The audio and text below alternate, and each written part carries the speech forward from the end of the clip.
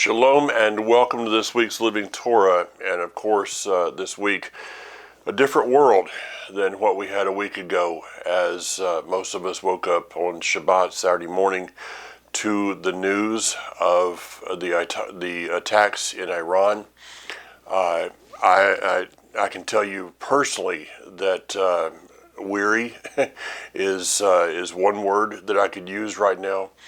To have, over these last hours, watched the amount of rockets, drones. Last night, Kathy and I were sitting watching the news, and it was just a constant barrage of the Red Alert app. And if you don't have the Red Alert app, or you've forgotten about that through this, a little bit of a quiet time, I challenge you to go back and to reinstall that possibly. For some of you, it depends. I know there's some people that really, you shouldn't be doing that. But if you can, emotionally, prayerfully, be a part of that, just seeing what's going on. Of course, for me, it's, and for many of you, it's personal. When I see rockets coming into specific areas, and I know when I saw on the Red Alert, I saw Elan or Itamar or Harbor Ka and various places Rosh Pinah, that I know people that live there. The first thing I did on Shabbat morning when I saw all this was to sit down, knowing that it was still Shabbat in Israel.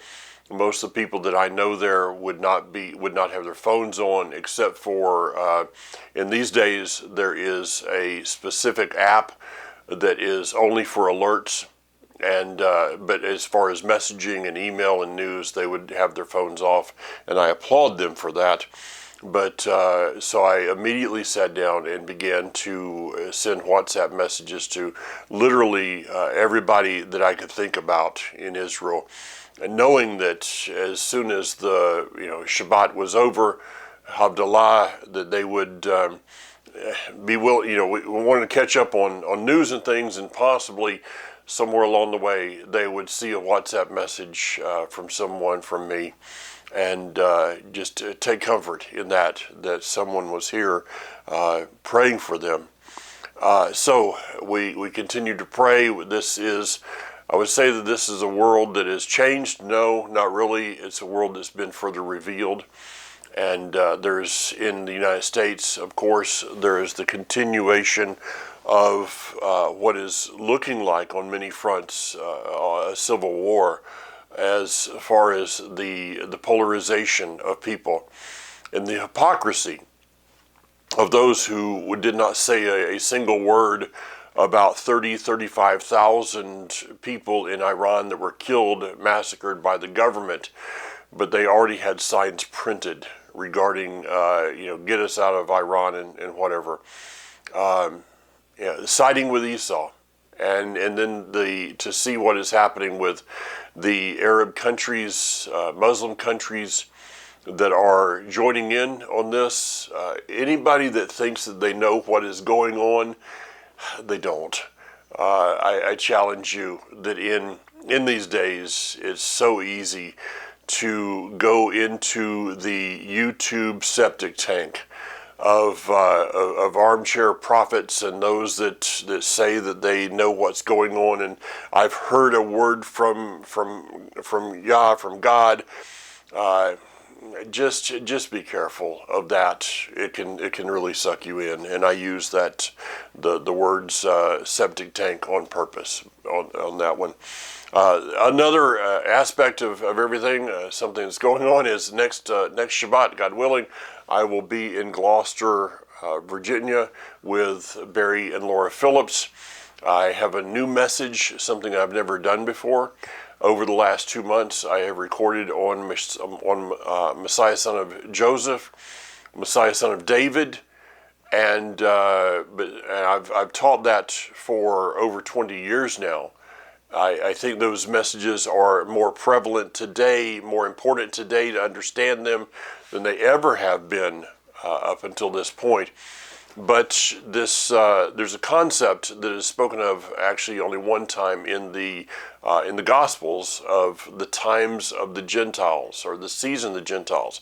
That is not a new that was not a new truth to the writer Luke in Luke chapter 21, but it was something that has been taught in Judaism for centuries. And so my premise is, what will the transition be like?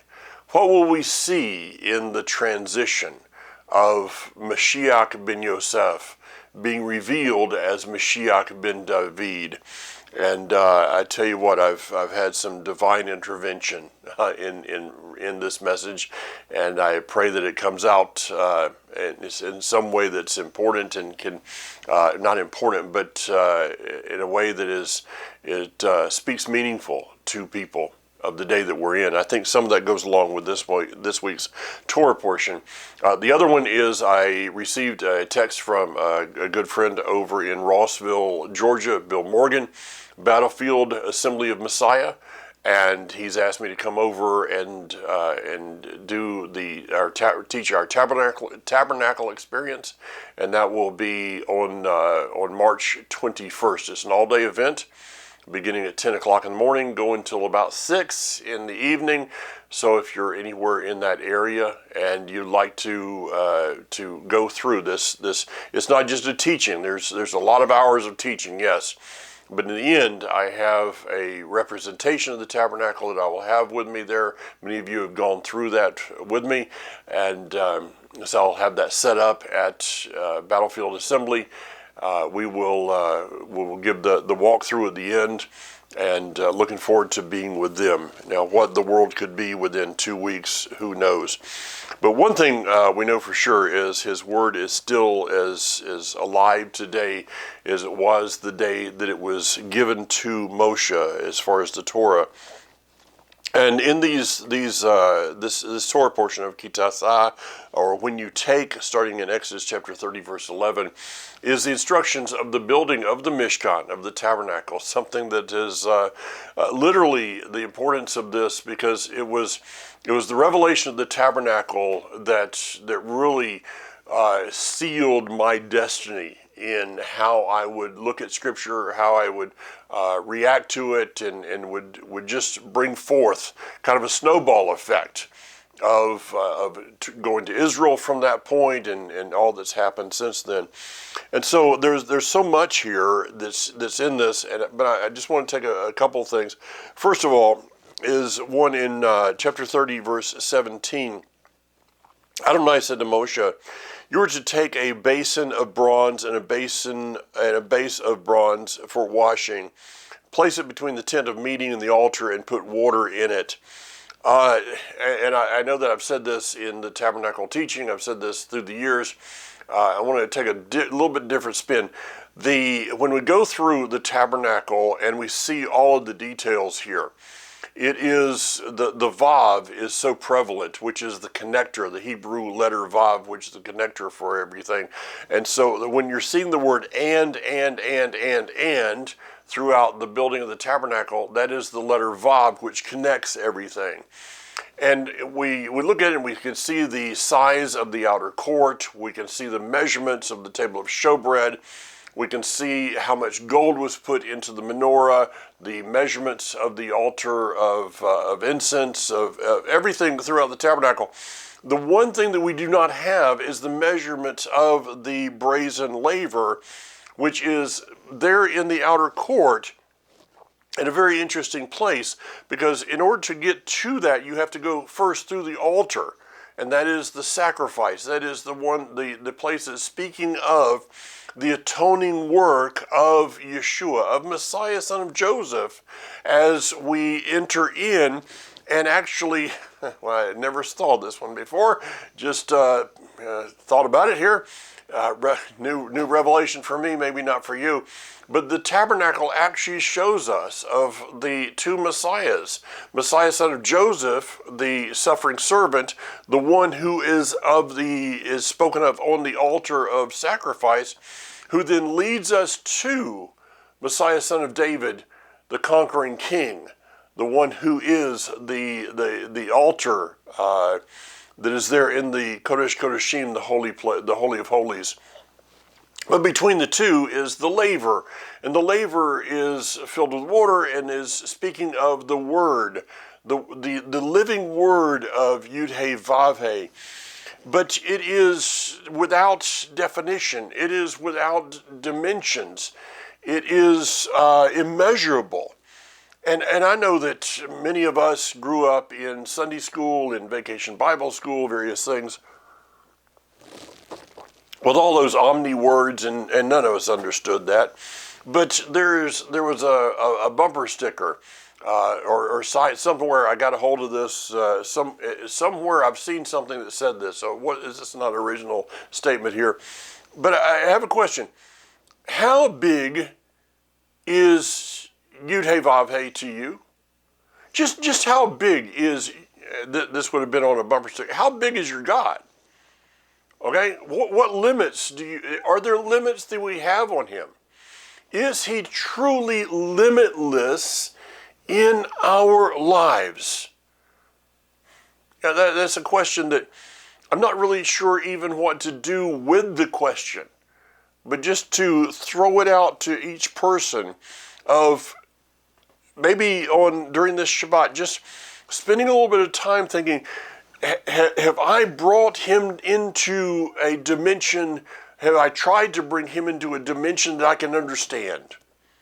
Or is he still limitless? I mean, you go through Proverbs, the fear of Adonai is the beginning of knowledge. This fear of Adonai is the beginning of wisdom. We go to the Isaiah chapter 11, and one of the candles is the fear of Adonai. And that word is not this, it is trembling fear, but not in an afraid, but in a reverent manner. And there is a place of fear there that is afraid. I mean, when it comes to his judgment throne, I'm a little bit afraid of that thing, okay? And that's a good thing to have, I believe. But this reverence of him, how big is our reverence? Do we put limits on that? Now, while we got all these things going on, and he is giving to Moshe the revelation of the tabernacle, he is telling Moshe, I have singled out two people, Be'ezel and Oviyah. There it is. I couldn't find it in the scripture, even though I've got it underlined. Okay, he's telling him how he's singled these guys out, all the details regarding the tabernacle. But what's going on in the camp? Hey, Moshe, it says, when the people saw that Moshe had, chapter 32, verse 1, was taking a long time to come down from the mountain, they gathered Aaron and said to him, and these words, as I read them year after year after year, there's so many levels that my mind goes to of a community, a congregation that is without leadership. Moshe, the leader, was up on the mountain. Aaron was supposed to be the leader that was in charge, but he just succumbed to the peer pressure that was happening, and how this is still prevalent in churches and Messianic congregations, synagogues, whatever. While he is still speaking these words, Yah says to him that you got to get down from this mountain, because these people have created an image of me. Now, in chapter 31, let's go to verse 12 and 13. It says, let's see. Nope, that's the wrong verse. It talks about that they have that they've treated. Wait a minute. Yeah, I'm right. There it is. For me to focus in these days of watching what's happening in Israel on my phone right now, alerts that have been coming in. There's just not that many brain cells up there to deal with all this stuff. So in chapter 31, so please my apologies, verse 12, Adonai said to Moshe, tell the people of Israel, you are to observe Shabbat, for this is, or observe my Shabbats. Okay, so this is not just the weekly Shabbat, but the festivals which contain Shabbats. For this is a sign between me and you throughout your generations, so that you will know that I am Yud-Heh-Vav-Heh, who sets you apart for me. Therefore, you are to keep my Shabbat, because it is set apart for you. Everyone who treats it as ordinary must be put to death. That word ordinary is King James puts it, I think, is those who defile my Shabbat, which, interesting enough, the King James Version has been used to, as well as others, to defile the Shabbat in mistranslations regarding what the Shabbat is. But this word here is to pollute. It is to contaminate. And this goes back to a teaching that Brad Scott of blessed memory used to do about going back to the mountaintop, the clean water. When that snow falls on the top of the mountain, it is for the most part, I mean, today we could talk about acid rain and all those kind of things, but it is pure, it is clean. But as it's going down the mountain, that it becomes polluted, it becomes contaminated. And what has religion done? Religion takes the pure water of this word, the pure water that was the brazen laver, and it pollutes it with man's traditions. With all the only thing that was to be mixed with the water of the laver was the blood, which is speaking of and that's the place. We look at the tabernacle in a picture of Yeshua, if he was to be placed upon an overlay, that the place of the laver is where that his side would be, that the blood and the water came forth, and that's spoken of in the book of John in various places.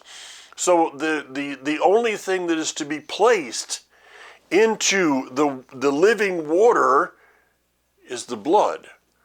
The blood that allows us to enter into the covenant, therefore allowing us to even have the ability to understand what his word is. A person that's outside of the covenant, people say, well, I've read the Bible, but I don't understand it.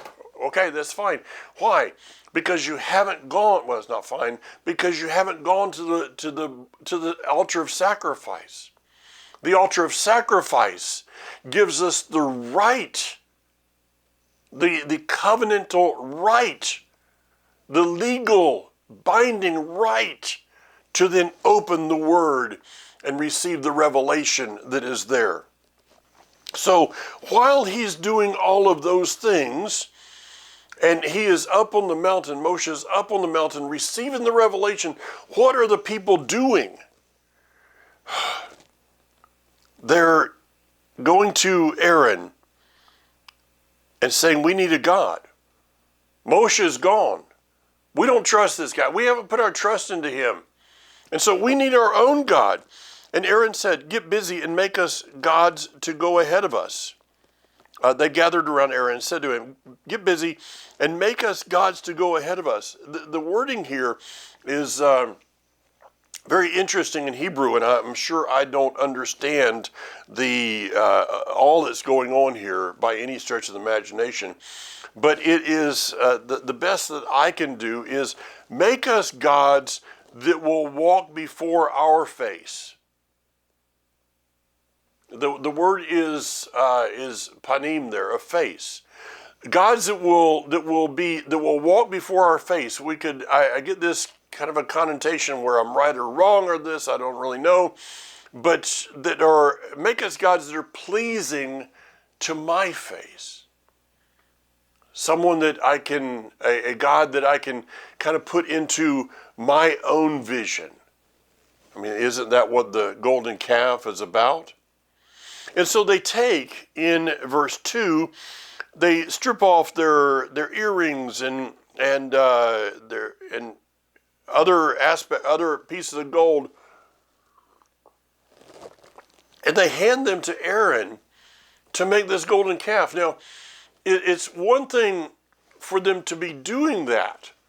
I mean, that in itself is abhorrent, to think that people would take something, and give it to, give this to Aaron. But consider it on a different level. They're taking what was supposed to be given for the tabernacle, and they're giving it to a golden calf. If we go back to Exodus chapter 25, teruma, contribution. Take whoever wants to willingly give. There's not really, I don't see where there was actually that offering took place in that day. So maybe if the people had really been willing and given these things already to Moshe for the giving of the tabernacle at the beginning of the revelation, then they wouldn't have had these things to give at a later offering. I mean, I've said this in years past. When it comes to an offering, make sure you give to the right one. Okay, make sure you give to the right offerings. Don't be found giving to a golden calf offering. Not all building programs, not all projects should be given to. Segue here just a moment, a little bit of commercial, I guess. But this past Shabbat, right after Shabbat, I guess it was actually on Sunday, we just started another project in Israel, okay? I mean, as so many ministries Israel is irrelevant. Okay, and Hanok really picked up on this one when I said the other day, unless you are standing, or unless you're standing in Israel, don't tell me that you're standing with Israel. Now, I can expound on that by saying, for those of you who pray, for those of you who give, you're standing in Israel. But just this, I'll put a meme up on Facebook. I stand with Israel. That's all you did was put a meme on Facebook, okay? But for those that continue to give, even during the quiet times, people continue to give. We began a new project this past Sunday in Israel. I actually sent the funds yesterday on Monday, but this was right prior to Purim. I have a friend of mine there that a family actually that they own a restaurant in Jerusalem. And so we have helped them through these years with working with what's called lone soldiers that maybe their families are in America, somewhere else. They go there, they really don't have family support. And so they set up this place that the soldiers could go. They get a little rest, they get a free meal, coffee, a little downtime, a little therapy time, whatever. And so now that the Gaza war is kind of, there's still a lot going on there. But they have, not only does that continue to go, but now they've branched out to something else.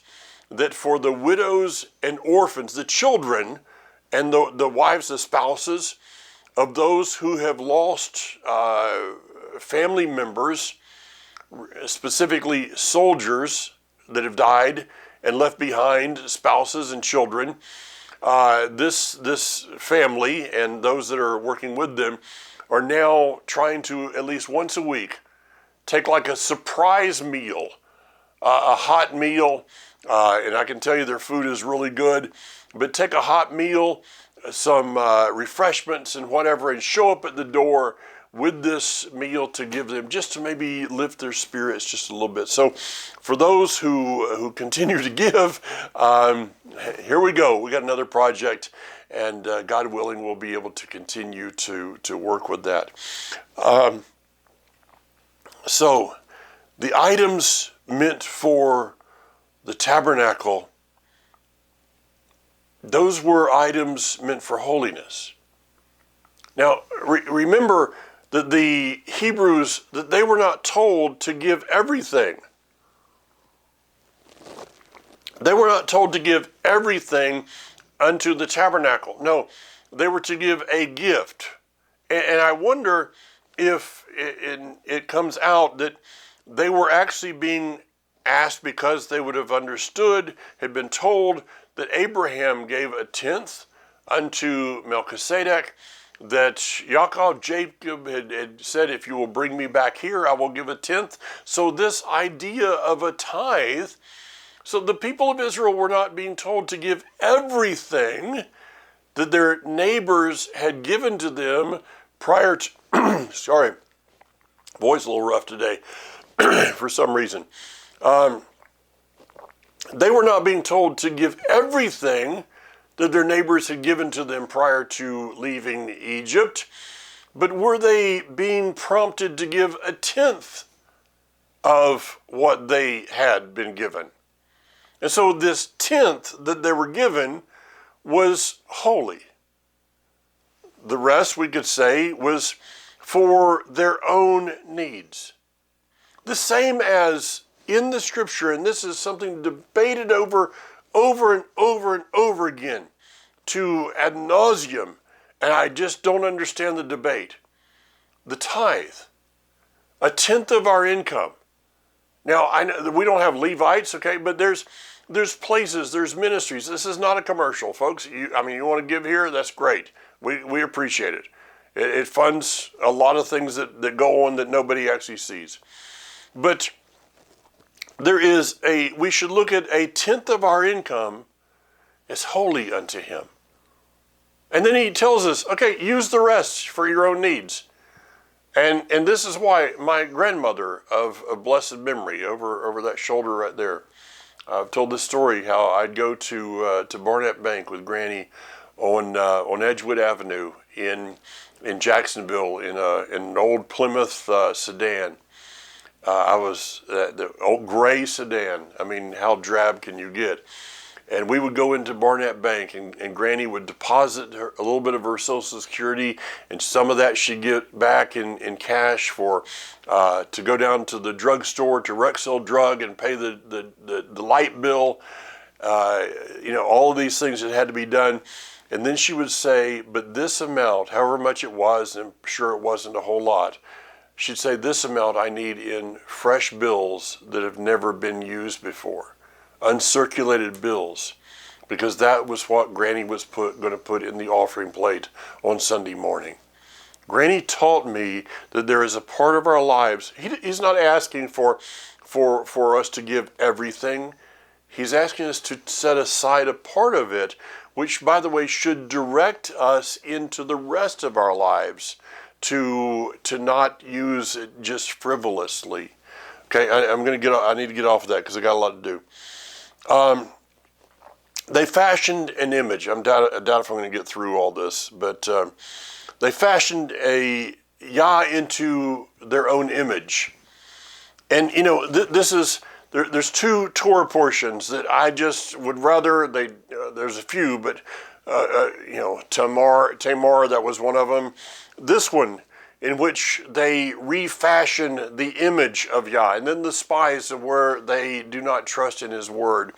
So this Torah portion is the one that they try to change his image into something that is pleasing to their face. Panim la panim.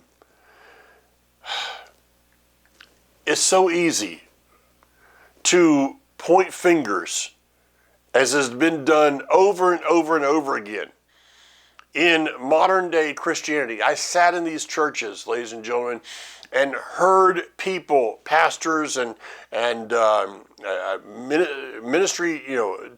ministries on radio and television, how they just talked about the Hebrews in the wilderness of refashioning God into their own image, and how what an atrocious sin this was, while doing the same thing. I mean, it's, when you're standing up on Easter Sunday, I don't know if this has ever happened, but if you're standing up on Easter Sunday and you're pointing fingers at the Hebrews in the wilderness for a golden calf, I have no words for that. But I'm not here to pick on Christianity. Okay, I mean, Constantinian Christianity, full of golden calves. But what I had to look at these days, and I'm actually bringing that out a little bit in my message on the transition between Mashiach ben Yosef, Mashiach ben David. What is the state of the Messianic movement today? What is the state of Hebrew roots? How many golden calves are there? And how many people, as Yeshua, the one who would come, Moses was just a shadow. Moses would go to Mount Sinai in order to give the people the Torah. Yeshua would also go to a mountain, a hillside, a place called Golgotha, and would hang upon an execution stake, being the fulfillment of the altar of sacrifice in the tabernacle, giving us the right to go then to the laver and to receive the word. It's all right there. But as that has been over these years, and for someone that's been a part of this so-called movement for I guess next year I could officially say 30 years, to see what is happening as Messiah is as the word says, he is seated at the right hand of the Father. The one who is the Melchizedek priesthood. Hebrews tells us he is seated at the right hand of the Father, and he is still pouring out his word unto us, showing us the patterns of the tabernacle and the festivals and all of those things that speak to him. But while that is happening, he's been gone for a long time. I mean, I've lived through and taught through the years, and as I look back to think that I would have done things different after Y2K and all those things. Yeah, there's things I would have taught different. I would have done different. I can't go back and change that today. But what I see in this day is that while his living word is still being poured out, that people have become bored of it. What was really happening here in Exodus chapter 32? The people became bored in the camp. They became bored with the revelation that they had been given. They had been given the 10 words. They had heard the voice of Yud-Heh-Vav-Heh. They had been told the beginning of the building of a dwelling place for him. But because in their mind, Moshe had lingered too long in the heavens, they became bored. Has this same thing not happened in Messianic Hebrew root circles? Well, we talked about 10 years ago about his coming, and there were people that said that, it was this Passover or that Passover, that this would be the last Passover before the greater Exodus, and all of those things. I'm not judging any of that. But what I am doing is calling us all out for this. Has the fact that he has not returned, as it is March 3rd of the year 2026, as I'm recording this, is it that he hasn't returned and he should have for 10 years ago or 20 years ago, and I'm just kind of bored with his word, and so I'm going to find some other revelations. I'm going to search out some other things.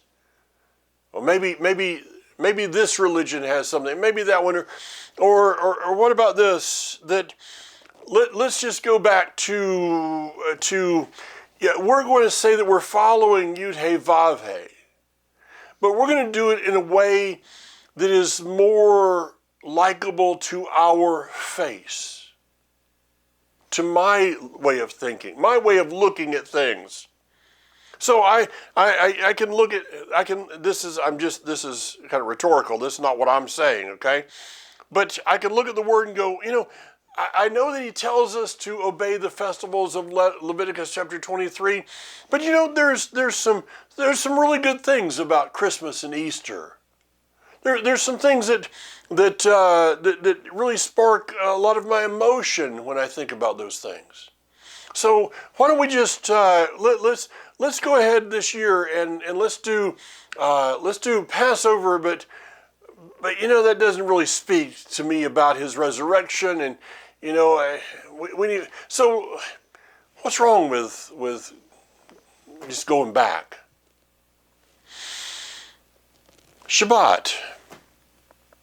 I know it says that we should not speak of it as ordinary, and I can read in Isaiah what it says about the Shabbat, and to not be involved in my in what I want to do. And I mean, I could do this pretty easy, guys.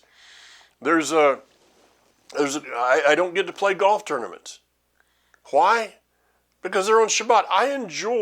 I've got to play one or two golf tournaments that are not on Shabbat. And it's fun. It's something that I enjoy. I meet some people. I get to meet some new people. And, once in a while I'll find somebody that's got an interest for Israel. And once in a while they actually want to give something. So that's fine. But there's a tournament coming up. I'd love to be a part of it. It's on Shabbat. And I could come up with all kinds of, things in my mind of why I should be able to do that. No, it's not happening. Maybe you're thinking, well, this is not really as, it's not really as prevalent as you're saying, Mike. I know so-called messianic leaders that are celebrating Christmas these days. I just received a note last night of and I'm not saying the names or where they are, of a messianic, what would be termed as a messianic Hebrew roots congregation, and some of the people that are part of that congregation are fasting for Lent.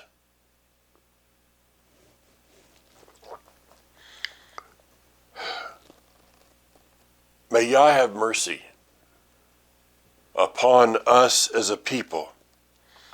And Moshe comes down. He breaks the tablets. Why do you do that?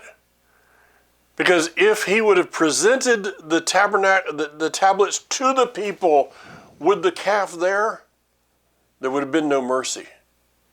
There would have been no mercy. They would have all been killed.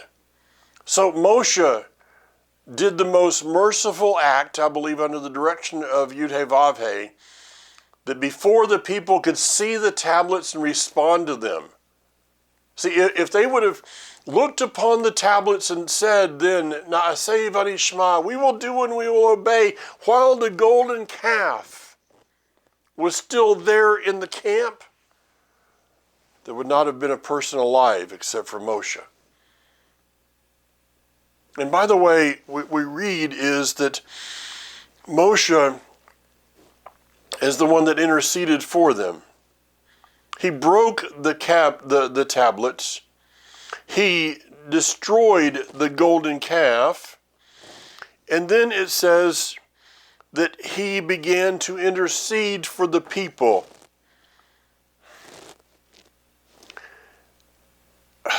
I wish that I could say that I have this kind of love. In chapter 32, verse 30, the next day Moshe said to the people,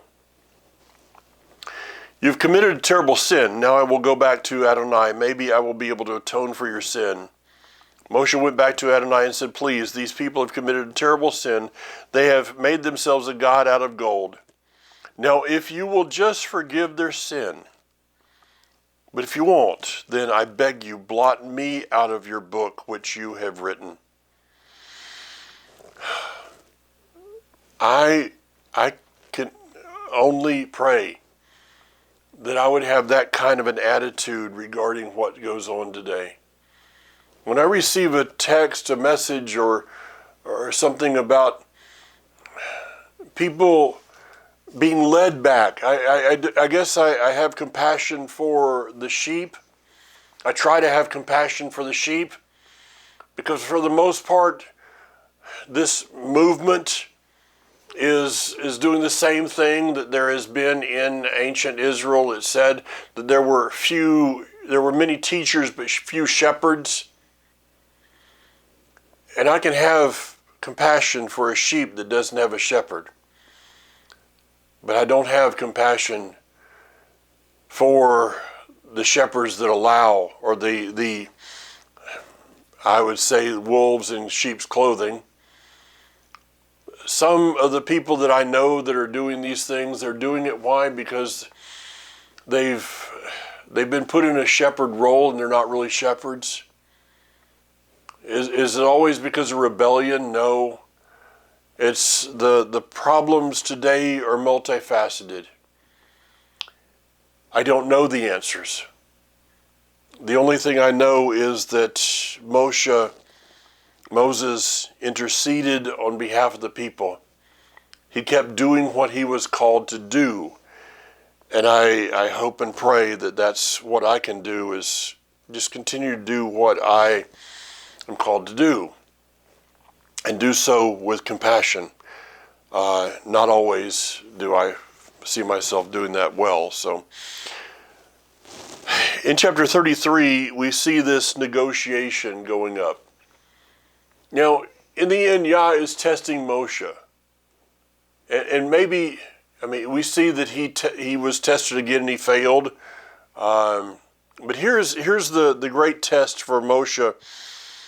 When Yah looks at him and says, okay, I know you've interceded for the people, but listen, they're stiff-necked, they're hard-hearted, and why don't you just back off with your prayers of intercession, and I'll just wipe them out, and then we'll start all over. And Moshe's like, no, not happening. It's not going to be the God of it's not going to be the God of Moshe. It's still going to be the God of Abraham, Isaac, and Jacob, because you made a covenant to Abraham. What is Moshe actually standing up for? He's standing up for the word that was given to Abraham. He's standing up for the word, the covenant word that was given to Adam. Moshe is not standing up for himself. He's standing up. Is he standing up for the people? In a way. But what is he actually standing up for? He's standing up for the covenant word of Yud-He Vav-He that said, I will deliver you.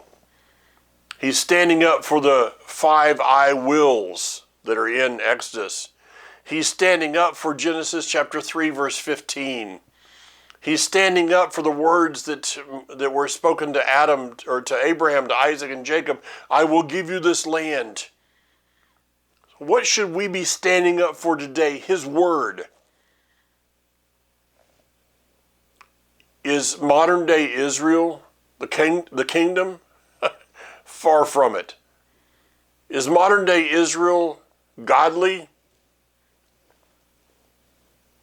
Not all of it. A lot of it is far from it. But when I stand for Israel, what am I standing for? When I stand for that Israel is the homeland for Israel, when I stand for the land belonging to the descendants of Abraham, Isaac, and Jacob, period, what am I standing for? When I stand for my Jewish brothers and sisters in the land who may have different beliefs and different practices than I do, what am I standing for? Am I standing for dirt? Am I standing for people? I'm standing for His Word. I'm standing for His Word and doing everything that I possibly can figure out to do to make it a public declaration of his word is true.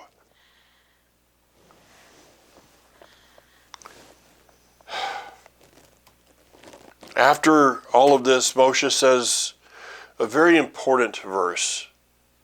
Very important. In verse 15 of chapter 33, Moshe replied, let me go back one. He answered, "Set your mind at rest. My presence will go with you after all." And Moshe replied, "If your presence does not go with us, don't make us go on from here." We live in a day, ladies and gentlemen, that if his presence is not our life, not just a part of our life, but if his presence is not our life, we have no business taking one more step forward. If his presence is not our life, we have no business looking at one more news report. If his presence is not our life, we have no business opening our mouth about what's going on in the world. If his presence does not go with us in coming days, I can say this not prophetically, but just truthfully. If his presence does not go with me, I don't stand a chance of making it to his kingdom.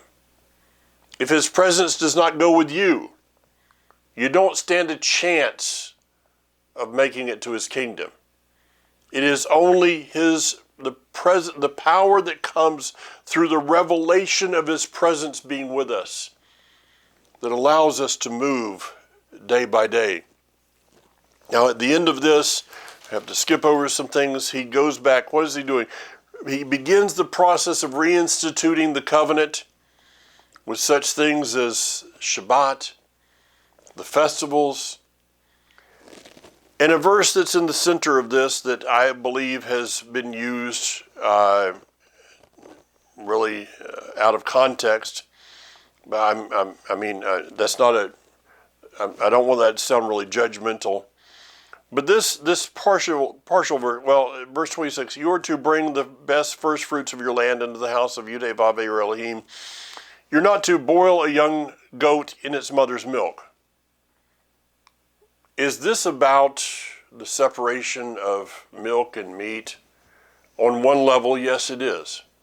There are some dietary reasons that this is the practice of separating milk and meat is healthy. Okay, I can't tell you that I do that. I don't follow that that line of thought. For those who do, kol hakavod, more power to you. And maybe there is a day that I'm going to be. I don't feel this is something that is for me of that level of understanding of this verse. To me, what this verse is talking about is this. This verse was about a pagan practice that the people had seen in Egypt and would once again see when they entered into the land of Canaan and had to deal with the paganism that was there as they were seeking to destroy it. And so this is for me today, and is this. It talks about bringing the best first fruits of your land. Don't bring a mixture unto him. So if a person you can celebrate, Shabbat, but then call the first day Sunday the Shabbat, a Sabbath, it's a mixture, ladies and gentlemen. Easter and Passover, mixing the two, that's a mixture. Sukkot, Christmas, those are all mixtures. Let's bring before him not what may be used and construed as a golden calf. Let's bring before him that which was only intended for his purposes, to build a tabernacle. One day a temple, but today a living tabernacle that has a sweet aroma. Shabbat Shalom, Shavua Tov. Have a blessed, prosperous week. Bezrat Hashem, God willing. See you again next week. Until then, This is a great time to be praying more. Shalom Yerushalayim, knowing all too well that the city of peace will have no peace until the Prince of Peace returns, which means if you want to see peace upon this earth, it has to start in Jerusalem. It has to start with one who I believe gave his life as Mashiach ben Yosef, was raised from the dead, and will return as Mashiach ben David, and will be seated upon a throne in a temple that will be called a house of prayer for all nations. Till next week, be strong. Yivarechecha Adonai v'yishmarecha.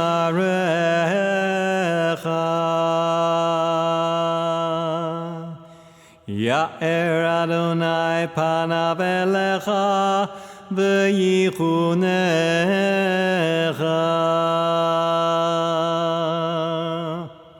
Yisa Adonai panav elecha